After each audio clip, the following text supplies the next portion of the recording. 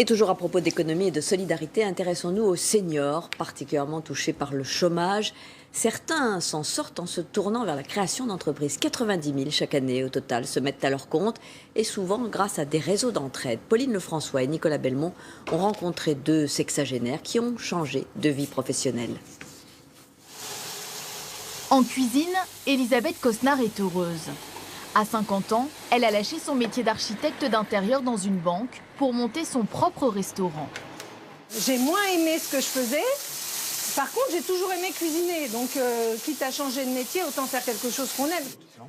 Alain Grandperrin vit aussi une nouvelle aventure. Lui n'a pas quitté son emploi, il l'a perdu. Après un licenciement économique et un an de chômage, il vient d'ouvrir sa société de conception d'objets.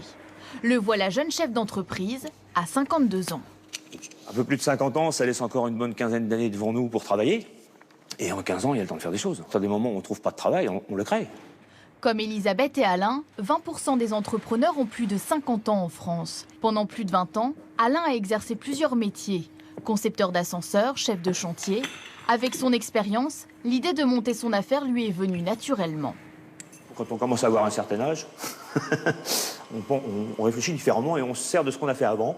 Et effectivement, ça permet de synthétiser, proposer tout un packaging qui va de l'étude jusqu'au prototype. La maturité, ça aide aussi à pas faire trop de bêtises. Moi, j'ai investi très peu au départ. J'ai investi un petit peu plus tard, quand j'ai vu que ça marchait.